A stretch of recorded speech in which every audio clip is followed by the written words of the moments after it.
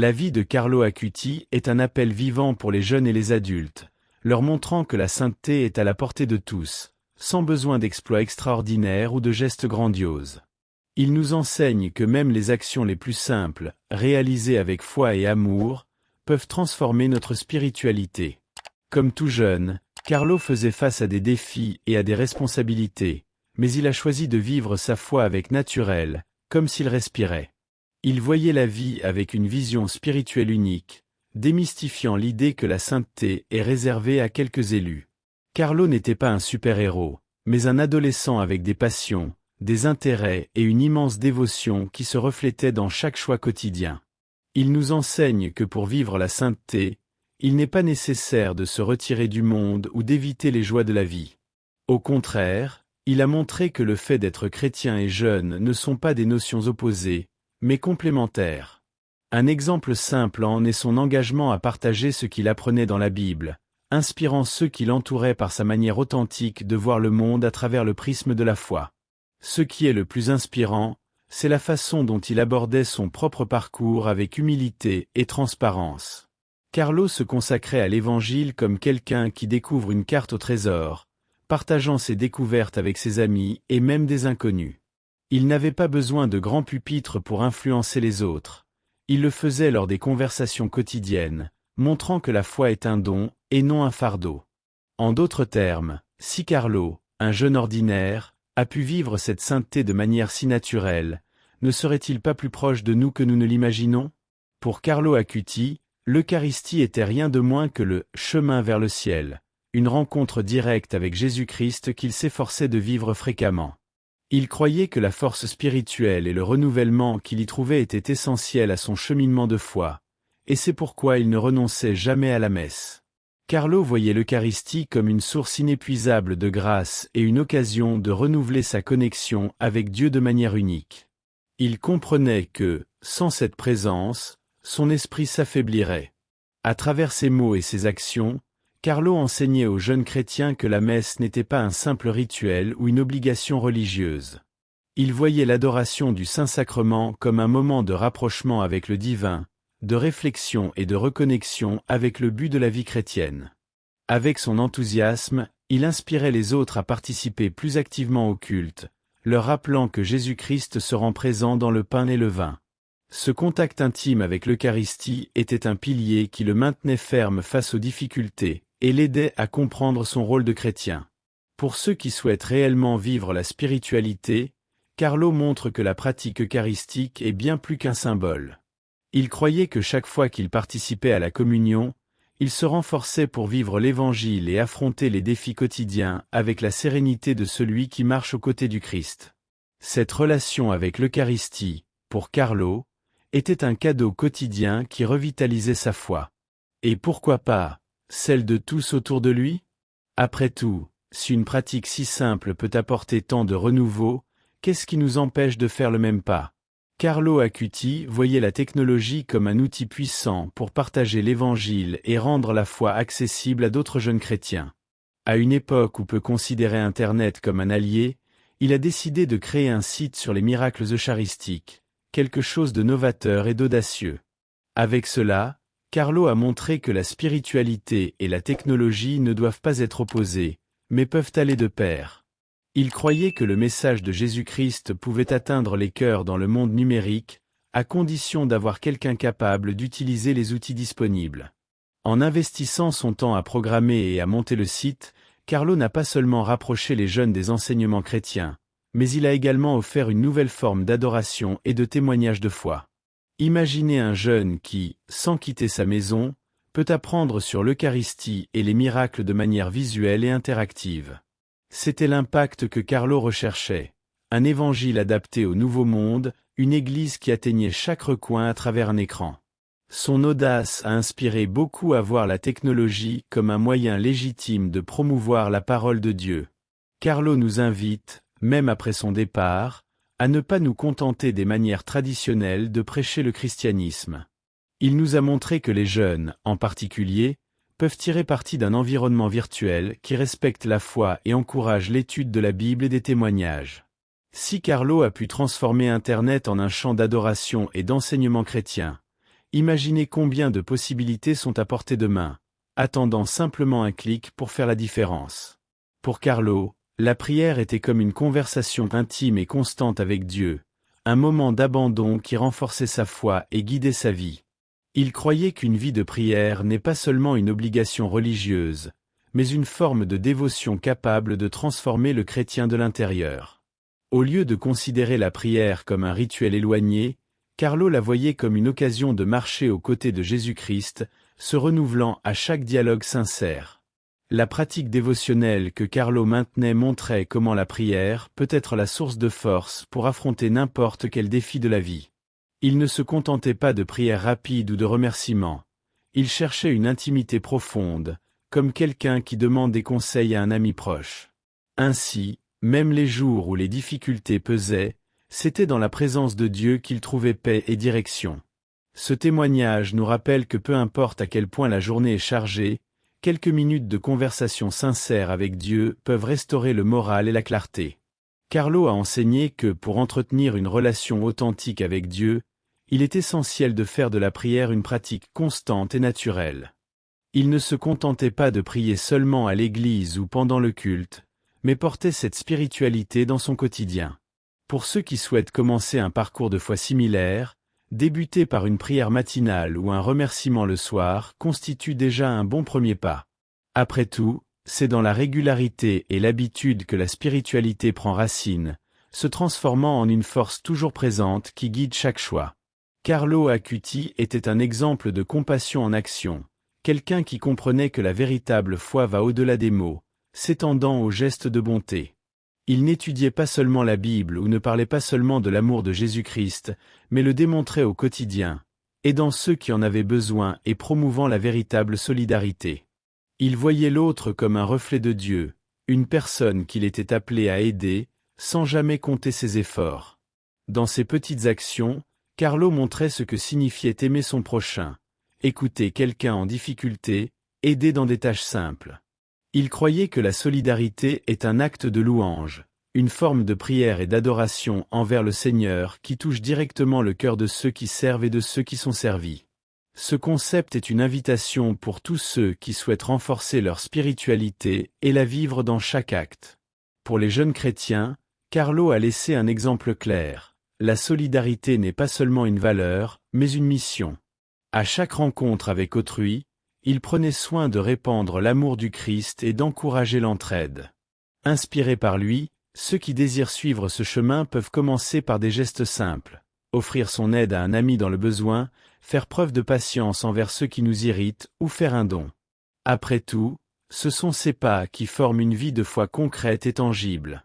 Carlo Acuti avait un but clair, vivre les valeurs chrétiennes dans la pratique, surtout au milieu des défis typiques de la jeunesse.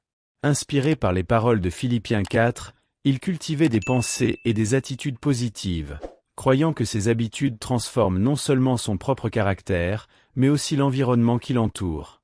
Il savait que être chrétien va au-delà des mots, c'est un engagement quotidien, surtout dans les actions. Pour lui, choisir les valeurs de l'Évangile était un moyen de se protéger des influences négatives et d'inspirer les autres à suivre le même chemin. Par exemple, Carlo cherchait toujours à agir avec honnêteté, à respecter autrui et à rester humble, même lorsque cela était difficile.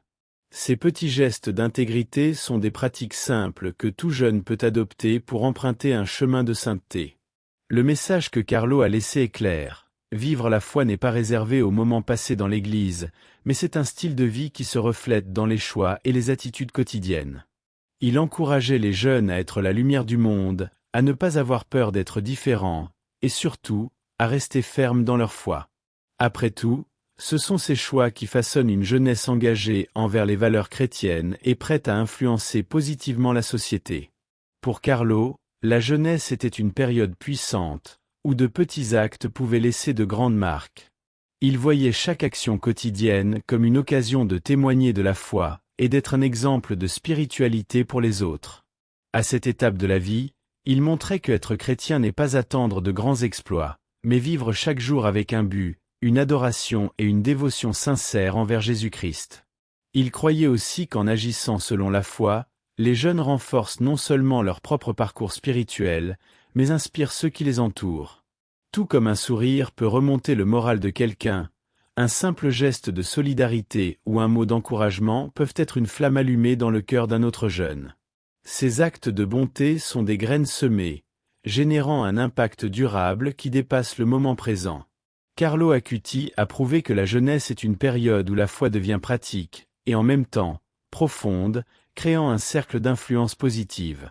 Il a montré que cette phase n'est pas seulement celle des découvertes personnelles, mais aussi une opportunité d'influencer le monde. Ainsi, à chaque choix et à chaque acte d'amour, le jeune chrétien porte la lumière de l'Évangile, laissant un héritage de foi qui transcende les générations. À mesure que la vie avance, la relation entre foi et carrière devient une danse délicate. Dans les premiers pas de la carrière professionnelle, de nombreux jeunes ressentent que leurs croyances sont mises à l'épreuve face aux défis et aux pressions. Dans ce contexte, la foi peut servir de fondation, fournissant le courage nécessaire pour affronter l'incertitude. Par exemple, un jeune en quête d'emploi peut utiliser des moments de prière pour réfléchir à ses objectifs et à ses valeurs, permettant à ses pratiques spirituelles de guider ses décisions. Avec le temps, à mesure que la carrière se développe, la foi évolue également, se modelant aux expériences acquises. Les professionnels plus expérimentés se heurtent souvent à des dilemmes éthiques qui exigent une compréhension plus profonde de leurs principes. Le fait de faire des études bibliques ou de participer à des groupes de prière peut offrir le soutien nécessaire pour maintenir son intégrité dans des environnements où la pression peut mener à des décisions contraires à ses croyances.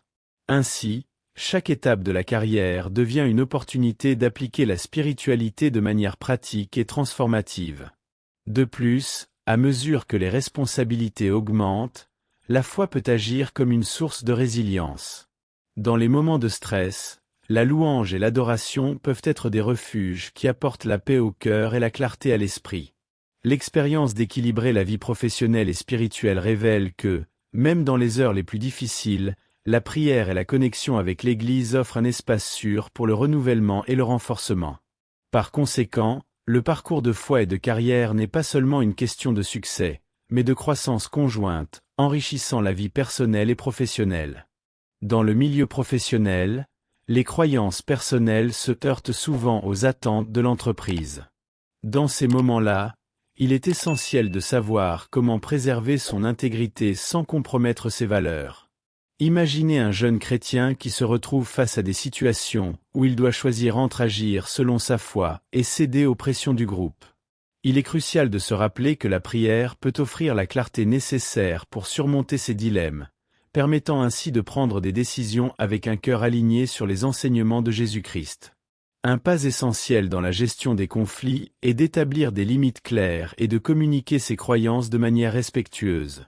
Pensez à un collaborateur qui se retrouve dans une situation où l'on lui demande d'accomplir une tâche qui ne correspond pas à ses principes. Au lieu de se sentir isolé, il peut choisir d'ouvrir un dialogue avec ses collègues, en expliquant ses préoccupations de manière franche et bienveillante.